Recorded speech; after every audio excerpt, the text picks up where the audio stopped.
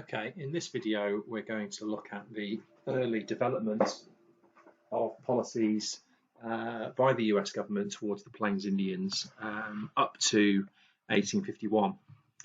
Now, before we get into the policies themselves, I think it's important that we discuss the differences between the Plains Indians and the white settler colonists from the United States in terms of their attitudes to the land. For the Plains Indians, for Native Americans generally, land is seen as sacred. It's the source of life for the Native American civilizations. Remember that for some of the Plains Indians tribes like the Sioux, they see land like the Black Hills as their central to their creation story. Their civilization emanates from that land. So it's hugely important. And for that reason, land is not something that can be bought or sold. And if you were to engage in activities like mining or farming, that might disrupt the spirits. And so they don't really see those Plains Indians tribes as something that they should be doing. For the United States, they obviously have a very different view. They feel that the Plains Indians don't do anything to improve the land. They think that because white Americans have better rights to that land, that they would try to improve it by ploughing it for farming or using its minerals for manufacturing or its forests for timber.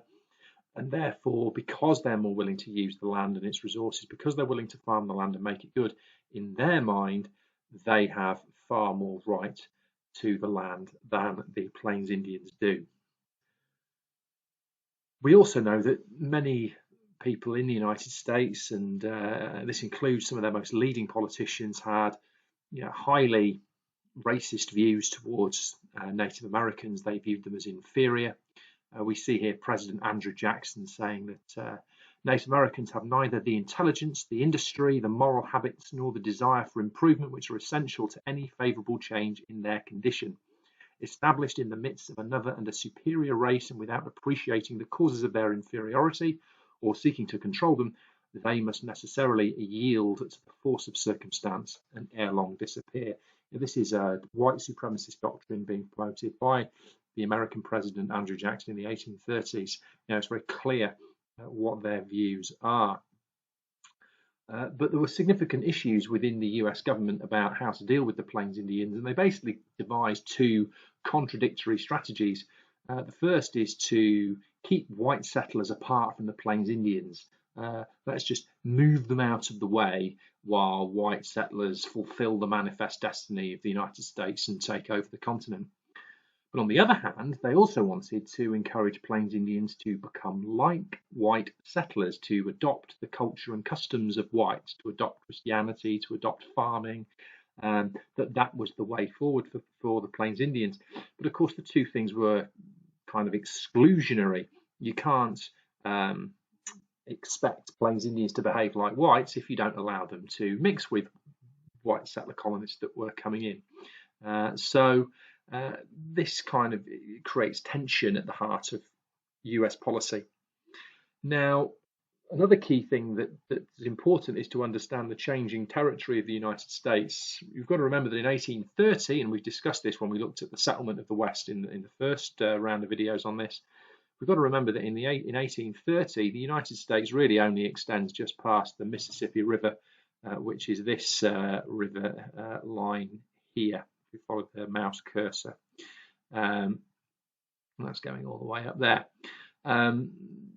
The rest of the land is either unoccupied by the United States, they own it, but they don't have anyone in it. It's jointly shared with Britain, which is the case of Oregon country and the Northwest, or actually it's Mexican land.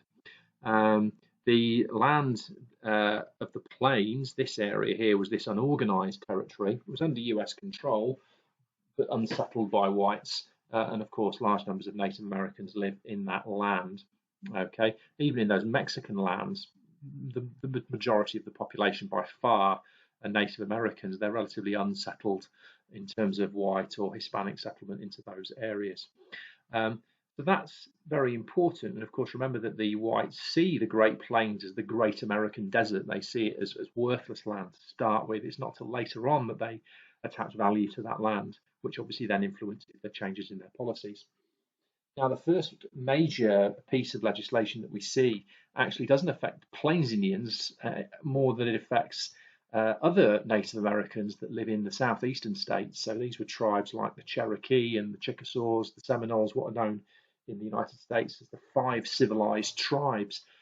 These were tribes that were not like Plains Indians in many respects. They adopted traditional farming ways. Some of them had even set up sort of political institutions that mimicked those of the United States. But despite their attempts to coexist with the Americans, that was never going to be good enough for the Americans, and they were kicked out of these lands and forced to be taken to what was called Indian Territory, which is now Oklahoma, and you can see that marked on the map. And this was a horrendous act of brutality by the US government. Thousands of Indians died in appalling conditions on this huge march from the southeast, from Florida or from Alabama into Indian Territory. It was pretty cruel treatment, and they put them in Indian Territory, and they said to them, right, this is your land, this is yours for all time, and off you go, basically. And they were happy to do that in the United States because, as we see in the 1834 Trade and Intercourse Act, this was behind the permanent Indian frontier that they would establish in 1834. So the permanent Indian frontier, if you look at the mouse cursor, is where that green line is on the map. And basically the idea was that we're going to have the United States on this side, Indians on this side, and that's it. Okay. The terms of the Trade and Intercourse Act prohibited whites from settling on American Indian lands. It prevented the sale of guns or alcohol to American Indians by white traders, and it gave the US Army the role of policing the frontier. And a huge series of forts were erected on the permanent Indian frontier to protect that line. And of course, again, remember that we said, didn't we, that the US viewed the land to the west of that Indian frontier as the Great American Desert. And we see the quote from Major Stephen Long here. This is the type of attitude that they have to the plains, that they say that it is almost wholly unfit for cultivation and, of course, uninhabitable by a people depending on agriculture, i.e. by white people who rely on farming to produce food.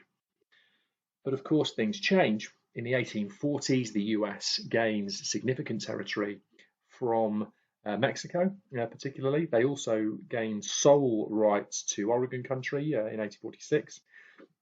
So what we have now is a significant change in the situation. Once the lands annexed from Mexico after the Mexican War are brought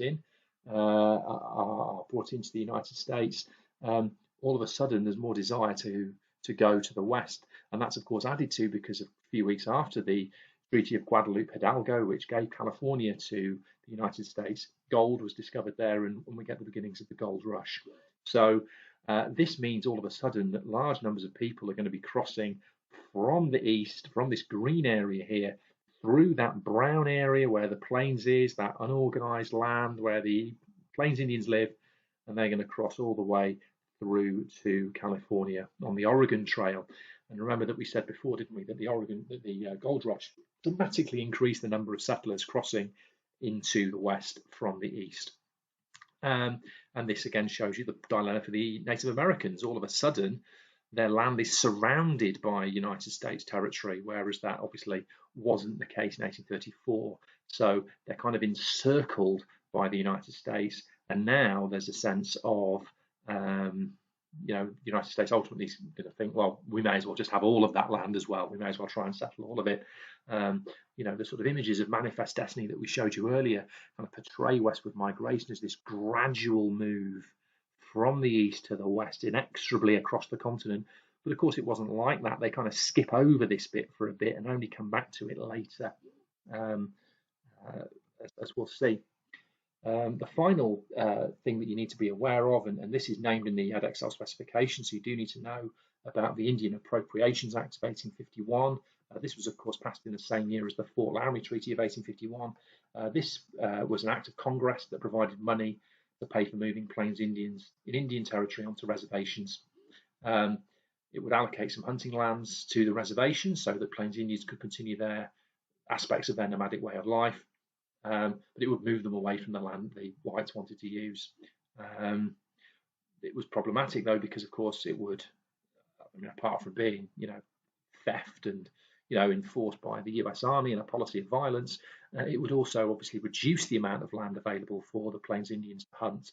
The idea was to potentially force the Indians to become farmers and start living like white Americans, although of course they don't at this stage have the, that's not in their way of life. That would be completely new to them in land that, as the whites of course find, is quite difficult to farm if you don't know what you're doing in that sense. So, and of course, those reservations, as we know, were intended to be a defined area, clearly defined area, where the Indians would be, as it says in the quote here from the Commissioner of Indian Affairs in 1850, where the Indians should be compelled constantly to remain until such time as their general improvement and good conduct may supersede the necessity of such restrictions. So Indians, basically, while they continue to follow their own way of life, their own culture, they must be forced to remain on reservations. But of course, it's very hard for them to continue their way of life because of the nomadic nature of hunting the buffalo while they're forced to be on reservations. So to summarize, the US pursued contradictory policies towards the Plains Indians in the first half of the 19th century. They want to keep them separate from the white settler colonists, but they also want them to behave like white Americans. The US forcibly removed Native Americans from the southeast of the USA and put them in new land on the plains, which at the time was considered undesirable and would be behind the permanent Indian frontier. That Indian frontier was then undermined itself by increasing US territorial gains, such as from Mexico and the gold rush. And by 1851, as we can see, the US is beginning to make preparations for the development of reservations on the plains. The next video will look at the 1851 Fort Laramie Treaty. Thank you.